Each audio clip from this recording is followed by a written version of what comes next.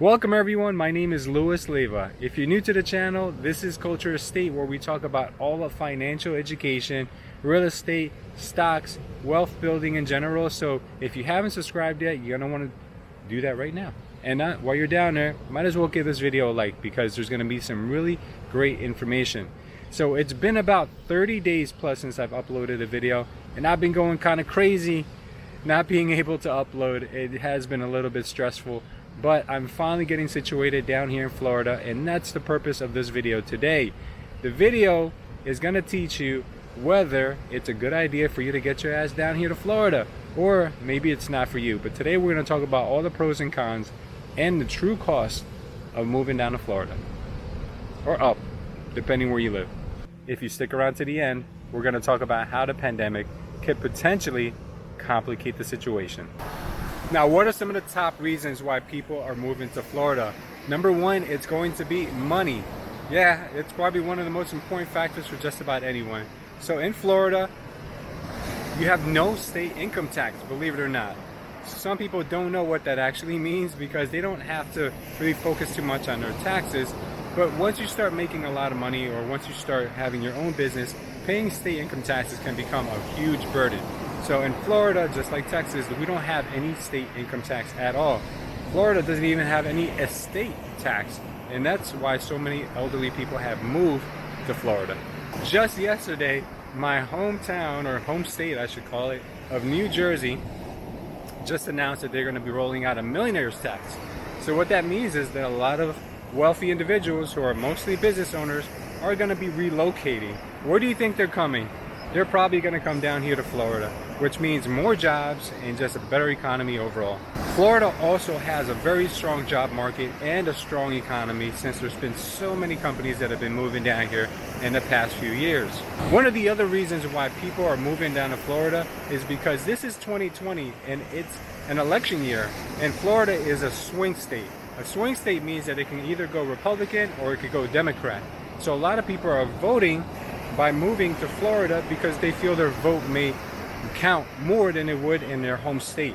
One of the other contributing factors that we've never seen before is that people are moving out of these large cities because there's been so many riotings, so much violence, and just quality of life has really diminished in a lot of other places in the country. So if they're relocating, why not relocate to somewhere that hasn't really experienced any of that? So a lot of people are choosing Florida, and especially a few cities in Florida that I'll get into in just a second, because the quality of life is through the roof. I mean, you could just step outside and have a day's full worth of fun without having to spend a single dollar. Now, I'm going to speak on this as well, because for myself, one of the main things I realized is that since I've been working from home, there really is no point in having to be in New Jersey. The work at home revolution has made everyone just start to scratch their head and think, like, do I really need to be working from a cold state where it's freezing every winter, or somewhere where I'm paying so much money to live when it's not necessary? People aren't just moving out of the big cities and going into the suburbs. People are moving from state to state, and especially right now. I experienced it myself when I came down here to Florida.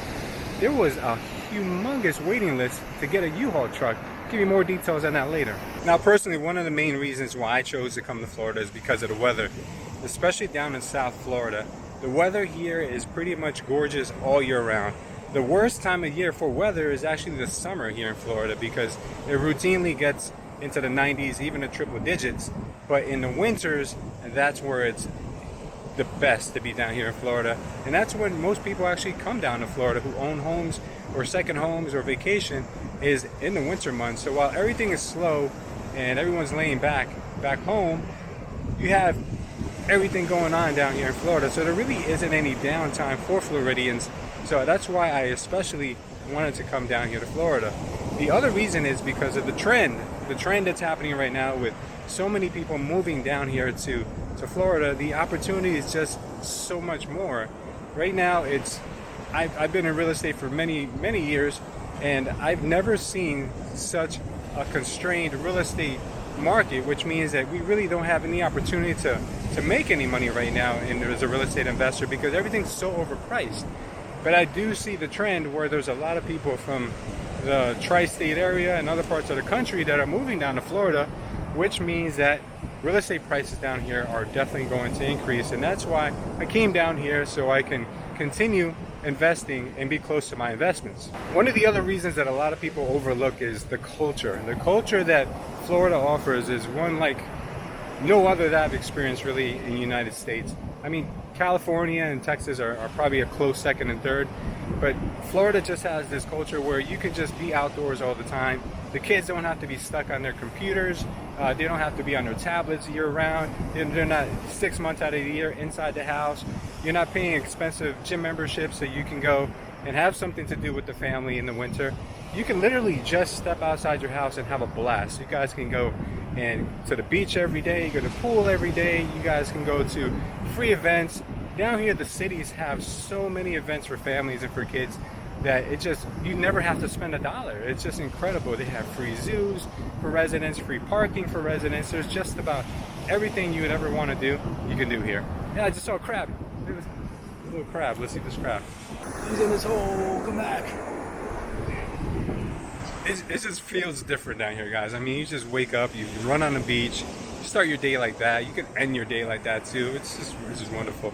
I mean, I've been fishing with my dad already. I think we've been fishing already like 4 or 5 times since we've been down here, and it's something that my dad and I wanted to do for, I would say, without an exaggeration, over a decade. And we've done it so many times here. It is just so much fun. I've even had family visit me here already. I've only been here for a month. It's crazy. All right, so let's talk about some of the cities that you should be looking at as far as where are the best cities to live. Statistically, Sarasota and Jacksonville are some of the highest migration rates right now, and rightfully so, because they're great cities, they're great schools, they have a lot of things going for them that people are looking for. So if I were you, I would look into those cities. I know I did, but I wanted to be a little bit further down south. Personally, I wanted to be in an area which is more central to all the major hubs, and I'll get into that in a second, where I picked to live. Tampa is definitely one of those cities that you guys should be taking a look at. The reason why Tampa is so important that you should be looking at is because it's experiencing major growth. I actually visited Tampa last year, and I always thought, I didn't really think Tampa was that sought after, I guess you would call it, or maybe a desirable place to live. But man, after visiting Tampa, holy man, they've got so much stuff going on there. Their bay is beautiful. The redevelopment they're doing down there is crazy. There's so much money being spent right now in Tampa. I would definitely take a look at that place. St. Petersburg area, that area is really up and coming. I'll definitely be spending some time around there visiting and getting to know the location.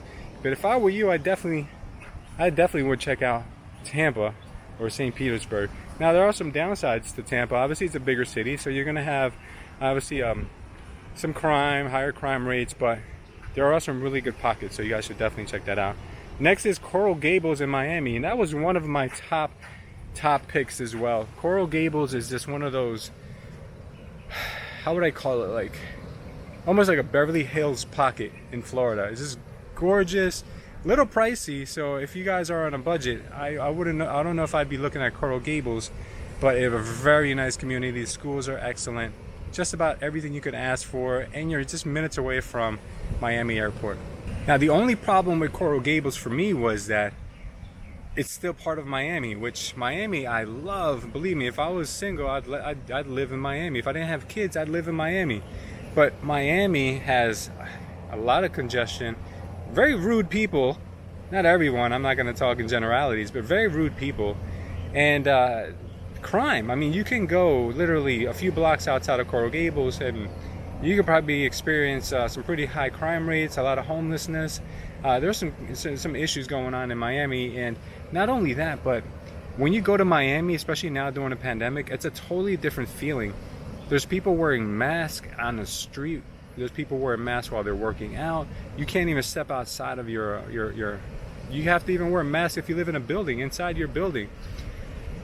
It's just crazy. It just feels like there's too much of a lockdown there. So a lot of people are moving out of Miami, believe it or not. But Miami does have one of the highest percentages for education. So it's rated, I believe, an 8 or 9 out of 10, if I'm not mistaken. Miami is definitely doing well on that front, but it definitely has some drawbacks too. And a lot of people don't like to be on top of each other anymore, so they're moving out of Miami pretty high consistent rates. And where are they going? They're not moving out of Florida. They're just going to a few neighboring towns over. So we'll talk to you about that in just a second. Next, we have Fort Lauderdale. And Fort Lauderdale was actually one that I thought about too. But for some reason, as I said, the Fort Lauderdale was probably not going to be a good option for myself, just because Fort Lauderdale is also a very populous city. I wanted to get a little bit away from that. I wanted to be a little more laid back and have smaller classroom sizes for my kids, and just to make sure that it wasn't like pockets of nice streets. I wanted it to be like an entire town or county that was a very nice place to live. So what we decided to do was actually start looking at the west coast of South Florida, and we finally decided on Naples. Naples was perfect for me, and Naples, a lot of people will probably think of it or picture it as being a more of a retirement town, but to be honest with you, a lot of areas in Florida are retirement towns, with the exception of Miami, and I mean a lot of retirees live there too. But more and more families, younger families, are moving to Naples, and the reason why I decided it was the right fit for me is because I'm just an hour and a half away from Miami, and I'm just about an hour and a half to 2 hours away from Tampa. So I'm right dead smack in the middle, and I'm 3 hours from Orlando, so I'm right in the center of everywhere that I would have business partners. So for me, it was a perfect fit. The schools are magnificent, the beaches are beautiful, quality of life is crazy, crime is non-existent, all the major stores are here, and this town is growing, guys. And there's a lot of money here. A lot of people, a lot of wealthy people have moved down here because of the golf courses, quality of life, just everything is exceptional here. So that's why we decided to look into Naples. And if you're looking to purchase a home down in Florida, Naples might be the right place for you. And if that's the case, well, I know a great real estate agent down here with an awesome team of agents that can help you make that dream come true. So if you guys are looking for a house, I'll leave a link down below in the description section where you can check out some homes right now on our website. And if one of those makes sense, hey, I'm your guy, give me a call. Okay, so while we're on the topic of moving to Florida, let's talk about the true cost of being a Floridian. Well, number one, the home prices here have risen by 7.7%, up to about $246,107 in 2020. Now, this is pretty much on par with the national average of what a home costs, but it's still a bargain compared to all the major cities. I mean, if you're coming down here from New Jersey or New York and you're buying a house for $250,000, man, that's a steal. Because in northern Jersey, New York, California, some of these Boston, some of these northern or even big states, in these big cities, you're paying a ton of money to live somewhere that is not going to give you such a good quality of life, and you're going to be stuck with something very small for the price. Over here, $250,000 will get you a nice home. Now, there are some hidden costs, which obviously now is that the prices have gone up, so you may want to act fast before they continue to go on that trend. But the other thing that a lot of people don't take into consideration when moving to Florida is that we have homeowners associations. And homeowners associations have association dues. And here what you'll notice is that they don't have just one set of dues. They could have two sets of dues and even maybe a mandatory club fee. So a club fee is, let's just say for instance, there is a golf course community. They would mandate that you become a member of the golf course, which could be $12,000, $20,000 a year. It could be pretty pricey. Not only that, but then you have your master HOA, your master homeowners association, which may be the one that controls all the common areas, and then you may have your sub HOA, which is secondary for your smaller community within a larger community. So these things could add up pretty quickly. So you want to make sure you understand that, because the taxes may be $1,000 a year for your property, which is insane, because I didn't even pay $1,000 a month back home. For $1,000 a year, that's just absolutely great. But you can get homes outside of HOAs here. You don't have to be in an HOA, so that's an expense that could be avoided if you know what you're doing. Next we want to talk about is insurance. Now, insurance, as you may know, Florida gets a lot of hurricanes and sometimes get pretty nasty weather. But even up the coast now, you're seeing a lot of other states getting hurricanes. We've been pretty lucky this year so far, but your insurance will be more expensive down here. Maybe your auto insurance might go down depending on what part of the country you're coming from, but your homeowner's insurance is going to be a little bit higher than what you normally see. Now let's talk about some savings for you to move down to Florida. Are you going to be saving any money? That's important too, besides the cost of a home or besides maybe lowering your auto insurance. Is there any other real savings? Well, yes, there are. Well, remember, in Florida, you've got so many free activities. You've got so many things to do outdoors. There's so many things, you know, you can do with the family. So many things you can do just to meet other people, meet locals. It's just very inexpensive here, guys. There's so many free activities, and then if you want to do some other activities, it's very low cost. There's a lot of things you can do that is not going to break the bank. I've had fun here, guys, and I really haven't gone crazy. You can find deals on Groupon. I found a fishing trip where they take you out on the bay to go fishing. I think it was about $60 per person. They provide all the tackle, all the bait. It was awesome. You know, that was fun. You could do things like that. You go jet skiing, rent boats. You could do so many things out here that you just, believe me, guys, couldn't do this back home, at least not year round. Another thing is that you don't have to worry about any heating. So there's no gas, there's no propane, there's no oil. You don't have to worry about any of that. Now you do have air conditioning that's on year round, but I found that if you just keep your air conditioning on a moderate level and you keep the fans on, it does a really good job. I mean, maybe it's just because it's so hot outside that, you know, a little cool weather indoors just feels like so much better. But it's all going to differ depending on what you find is comfortable. Next, you have, like I mentioned before, the property taxes. Property taxes down here, guys, are so low. It's ridiculous compared to most other states. But not only that, but then you also have a homestead rebate, which basically lowers your taxes even further. You just have to apply for that and you get it, no problem. And then one other thing is for me is that I want to say Western Florida because it's different in Miami, but Western Florida just has that feeling of just being more free. You just have a little bit more freedom here, guys, and just you don't feel so restrained, is what I'm saying. You just feel like you wake up in the morning and you're excited to start the day. And I know that has nothing to do with savings, but I just want to throw that in there before I forget that you just have, it just feels different. So imagine when you're on vacation, how you feel when you wake up. That's how you feel every day here, guys. I can't make that up. Now, there are some downsides, and we have to talk about some complications that you may have if you decide to move down to Florida. Some complications might be, first of all, that it won't be easy because it is a rough real estate market right now, guys. Really, really tough real estate market. So if you're looking to come down here and buy, well, you're going to have some obstacles because there's a lot of people buying right now. Homes are selling when the first day on the market for above asking price, just like they are in most other places in the country. But I tell you what, it's going to definitely pay off. If you get yourself a property, in my opinion, here in Florida now, when the migration works its way through, your home is going to be worth a lot more money.